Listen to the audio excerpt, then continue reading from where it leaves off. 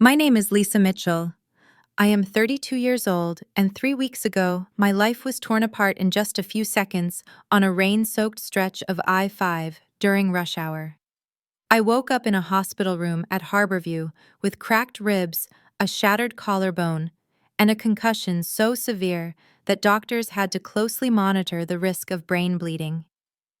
Yet the physical pain meant nothing compared to the panic that consumed me when I realized my 1-year-old son Daniel was at home with a frail, elderly neighbor while I lay helpless on a stretcher. A heavy cargo truck had run a red light and slammed into the side of my SUV, metals screaming as the car spun, the airbag exploding into my face before everything went black. When consciousness slowly returned amid distant sirens, the first words I forced out through the oxygen mask were not about myself, but about my child. Daniel had no fixed routine yet, no daycare, and Mrs. Chen, our 70-year-old neighbor, had only agreed to watch him for a few minutes while I ran to the store. Those few minutes had now stretched into a nightmare. With trembling hands and a cracked phone screen, I called my father and begged him to go get my son. What I received instead was cold silence and sharp reproach accusations that I was unprepared, reminders that his vacation had been planned for months, and the clear message that he would not come. The call ended, leaving me utterly abandoned. In that moment of desperation, I turned to an emergency childcare service, and for the first time that day, I heard a voice without judgment or blame, a voice that simply said they would take care of my son. It was then I understood that the accident had not only happened on the road, but had also exposed the deepest fractures within my own family. If this story made you stop and think about who truly shows up when everything falls apart, like the video and subscribe for more real stories about family responsibility and hard truths we don't talk about enough. In the chaos at Harborview Medical Center that night, doctors circled my bed, adjusting IV drips, ordering repeat scans, and exchanging quick glances over charts while monitors beeped in relentless rhythm under lights so bright they amplified every throb in my skull. Pain medication softened the worst edges but left my thoughts sharp enough to replay Dad's refusal on a loop, the casual dismissal that still stung deeper than any fracture. My phone rested on the tray table, screen cracked but functional, and when Joseph's name flashed, I answered before the second ring. "Babe, I'm at SeaTac. Talk to me, what happened? Are you hurt? Is Daniel safe?" His voice carried the raw edge of someone who had just run through an airport terminal. I gave him the facts in short bursts. The truck, the impact, the ambulance, Dad's flat no, because of his Eclipse cruise, the caregiver I had pulled together in desperation. Joseph inhaled sharply, then let out a low curse. He refused. "While you're lying there broken." For a cruise, I heard him shift, pushing past crowds already waving for a cab. "The conference can wait. I'm coming straight there. 3 hours max." The certainty in his tone hit like fresh air after being underwater too long. He stayed on the line, feeding me updates on traffic from the airport, promising to call when he cleared security, and I clung to his voice like a lifeline. As he spoke, I glanced at the banking app still open from earlier. 8 years of quiet transfers, $9,500 every month, routed to an account that quietly covered Dad's mortgage, car payments, and the extras they never questioned. $912,000 in total, a steady stream they attributed to some vague financial luck or pension adjustment. Joseph had noticed the patterns once on old tax documents, asked about the recurring outflows, but dropped it when I deflected. Now the full picture sat heavy between us, unspoken until this moment. My thumb moved to the cancel option. I pressed it without hesitation. The automatic deduction ended in an instant. Then I opened a fresh savings account labeled Daniel's Future and set the identical $9,500 to flow there starting next month. It was not about punishment, it was about choice, redirecting resources to the one person who had never asked for anything yet deserved everything. In that sterile room with machines humming around me, I finally asked myself how many years I had spent trading money for scraps of approval, how many times I had convinced myself obligation was the same as love. The nurse returned to check my blood pressure, offered a small encouraging smile when the numbers looked stable. "You're doing better than most in your situation." I returned the smile faintly, starting to feel like I might be. Time slipped by in fragments of beeps and footsteps, until the door swung open and Joseph strode in, still wearing his conference lanyard suitcase left somewhere in the corridor, eyes scanning me for damage before locking on mine. He crossed the room in quick strides, careful of the wires and tubes, took my hand and squeezed gently. "I'm here. We're going to get through this together." As Joseph rushed through the doors, I knew the fallout was coming fast. Around 9 p.m., a knock echoed through the sterile room, and the door opened to reveal Grandma Jones standing in the doorway, her wool coat still damp from the Seattle drizzle, her face set with the kind of quiet resolve that had carried her through decades of family storms. Mrs. Chen had called her minutes after my earlier conversation with Dad, forwarded a text with every word of his refusal transcribed so Joan would know exactly what had transpired. Joan stepped inside, closed the door with a soft click, and pulled a chair right up to the bed, her sharp eyes taking in the IV lines, the monitors, the way I shifted, trying to hide the pain in my ribs. She did not bother with pleasantries or sympathy hugs. She went straight to the point, her voice low but firm. "Mrs. Chen told me everything. Your father refused to help with Daniel because of that cruise, the one I bought for him and your mother as an anniversary gift." She pulled her phone from her coat pocket, opened the cruise app, showed me the booking confirmation, then the cancellation she had already processed. "I paid $12,000 for the Eclipse cruise to Alaska premium package through Costco. Thought it would be a nice way to mark their years together, the views, the onboard experts, the whole thing." I called the line right after Mrs. Chen's message. As the purchaser, I canceled it. Full refund back to my credit card. They're not sailing tomorrow or any day soon. Joan pocketed the phone, leaned forward, her gaze steady. "Lisa, I have watched this pattern for too long. Stephanie gets praise for the same things you get blamed for. She's the prepared one, the golden child who never has emergencies, while you're always labeled dramatic, unreliable, chaotic. When Stephanie needed help with her Bellevue house down payment, you quietly sent the money through those transfers. When she planned her wedding, you were barely invited to the full event, yet your contributions helped cover it. Your achievements get downplayed, hers get celebrated. You're expected to understand, to be the strong one, while she gets to be selfish. Your parents let it happen. I let it happen too for far too long by staying silent. That stops tonight." Joan took my hand, her grip steady, avoiding the tape on my wrist. "I am here for you and Daniel. I promise to protect you both the way I should have protected you years ago. No more waiting for them to see the truth. No more excusing the imbalance. You have me now, and I am not going anywhere."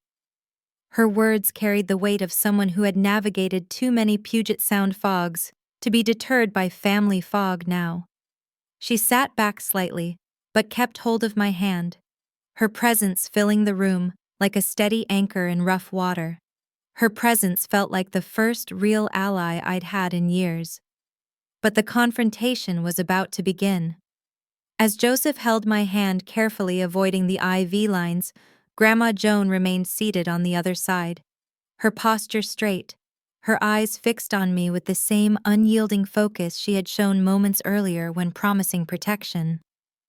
The room had grown quieter, the beeps from the monitors fading into background noise as the weight of unspoken truths pressed in. I started explaining the full extent of the financial support: 8 years of consistent $9,500 transfers sent monthly to an account that covered Dad's mortgage, car payments, and the extras that let them live comfortably, retire early, and fund Stephanie's needs. They never suspected it was me, assumed the money came from a mysterious pension adjustment or some forgotten windfall. Joseph's face drained of color, his fingers tightening around mine as the numbers sank in. We postponed our own trips, we skipped upgrades for the house, we cut corners everywhere to build something for Daniel, and all that time we were unknowingly bankrolling their vacations, their help for Stephanie, while we scraped by. His voice stayed controlled, but the hurt underneath was raw, the betrayal hitting him as hard as it had hit me earlier. Grandma Joan listened without interruption, then reached for her phone, dialed Dad's number, and switched it to speaker so the conversation would be out in the open for all of us. Charles picked up quickly, his tone guarded. Joan, is this about the cruise again? Grandma Joan did not ease into it. Charles, I now know Lisa has been sending you $9,500 every month for 8 years, $912,000 in total. She canceled the transfers today from her hospital bed after you refused to help with your grandson during her emergency. A stunned pause followed, then Charles stammered, "It was just extra money showing up. We thought it was a pension bump we never questioned because it was consistent." Grandma Joan's response came sharp and cold like wind whipping off Elliott Bay. "You spent it freely on cruises, on early retirement, on helping Stephanie buy her house, and when your daughter lay injured needing you to watch Daniel for a few hours, you couldn't spare the time. You have 24 hours to apologize to her, to come meet your grandson properly, to show even a fraction of the gratitude and love she has earned. If you fail, I am changing my will. The Pasadena house, the stocks, the savings bonds, everything I plan to leave you will go to Lisa and Daniel instead. I have already contacted my attorney to draft the changes tomorrow morning."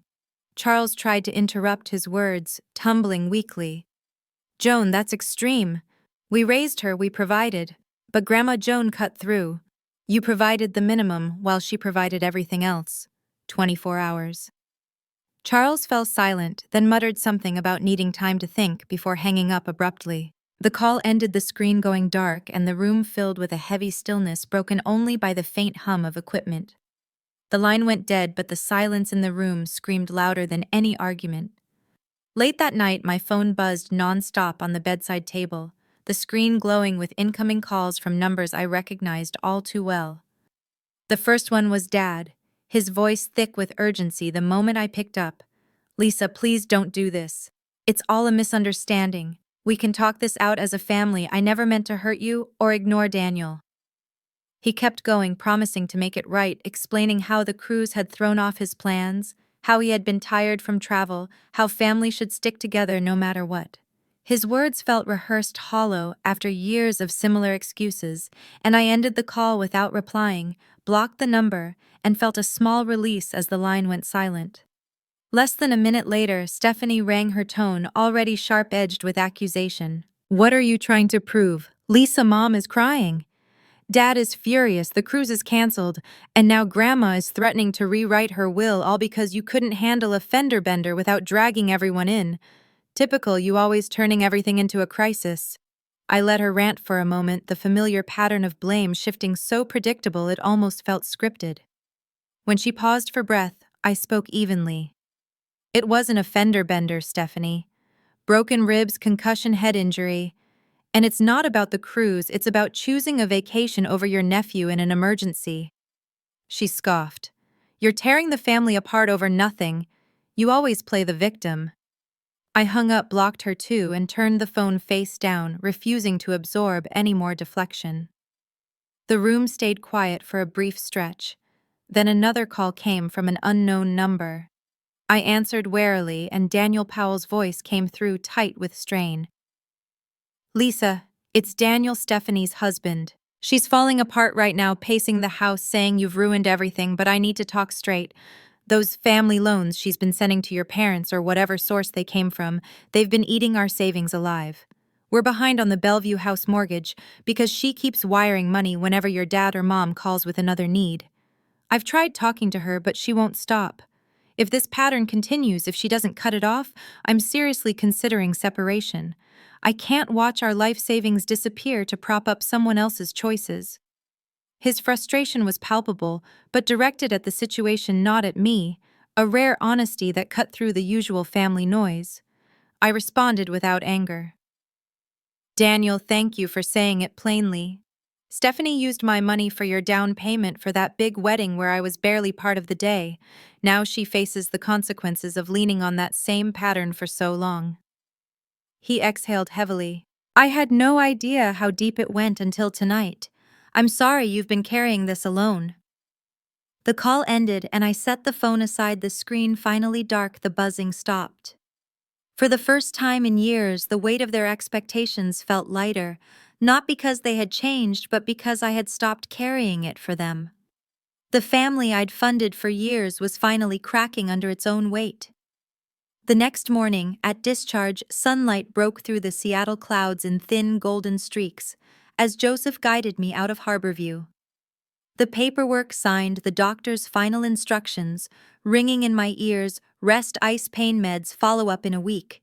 Daniel was already in his car seat, babbling at the passing scenery, his small hands clutching the blue stuffed elephant Grace had noted as his comfort item. Grace had met us at the curb, handed over a crisp folder filled with precise records, feeding every 3 hours, naps starting at 8:30, diaper changes logged with times, and even a quick sketch of how Daniel liked the elephant tucked under his arm during sleep. She gave a small wave as we pulled away. He was a champ. Call any time. The drive home to our quiet suburban street felt longer than usual, the familiar houses and trees looking brighter after the hospital's sterile glare.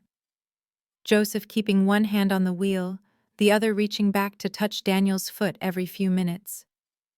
When we turned into the driveway, Grandma Joan was already there waiting on the porch, a simple gift bag in her hands, her coat open to the mild air, her face softening the moment she saw us. She stepped forward, hugged me gently, mindful of my ribs, then knelt to lift Daniel, kissing his forehead. Welcome home, little man. Inside the living room smelled of fresh coffee Joseph had set up earlier, and Joan handed me the bag without ceremony. For Daniel, from my old IRA account, savings bonds, $50,000. Real Seattle retiree's nest egg for my great-grandson to use for college. Or whatever path he chooses, no strings, no expectations, just security. I opened it, saw the crisp certificates, the amount modest but solid, a tangible promise that felt heavier than the paper it was printed on. As we settled Daniel on the rug with his toys, my phone rang, the lawyer's name appearing on the screen. I answered, and he spoke in his usual measured way. Lisa, the updates are complete. You and Daniel are now primary beneficiaries of Grandma Joan's estate, the Pasadena house, the stocks, the savings bonds, all redirected to you. Your parents received $10,000, enough for a modest trip, nothing more to sustain what they had grown used to. The documents are filed, no room for contest since Joan was fully competent and had everything witnessed properly. I thanked him, ended the call, and looked at Grandma Joan, who met my eyes with a small nod. 24 hours came and went. No call, no apology, no effort to see Daniel. I gave them the chance your grandfather would have insisted on. They made their choice. Joseph sat beside me, his arm around my shoulders, Daniel playing contentedly on the floor, the house filled with a stillness I had not felt in years, the kind that follows after the last heavy door has closed. Peace settled in for the first time, but the financial storm was just hitting them. 2 weeks later, payments started bouncing like echoes in an empty house, the first mortgage alert arriving via email with red flags and penalty notices attached, the bank's automated message, cold and final. Dad called from a new number, his voice strained, thinner than I remembered the moment I answered. Lisa, we're in real trouble. The house payment failed. The lender is threatening foreclosure. We need to figure something out, please. He spoke fast, listing the late fees, the credit alerts, the way their budget had collapsed overnight without the regular deposit. When he paused for breath, I replied evenly, Dad, you refused to help with Daniel when I was in the ambulance, broken and concussed. You chose a cruise over your grandson in an emergency. Now you see what happens when that support disappears. He tried to pivot to apologies about timing and stress, how he had not realized the impact, but I ended the call, blocked the number, and let the silence settle. The consequences unfolded swiftly. The Capitol Hill condo hit the market at a steep loss, the listing photos showing bare walls where family photos had hung, the price slashed to attract quick buyers. The bank rejected their low-interest loan application, citing the sharp credit score plunge from repeated bounced payments, the sudden gap in income history now glaring on their report. Mom Janet, at 62, took a full-time bookkeeping position with a local accounting firm.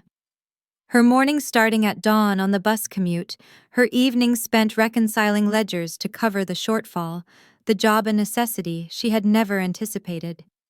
She sent one brief message asking if I could reconsider, but I left it unread, the boundary firm.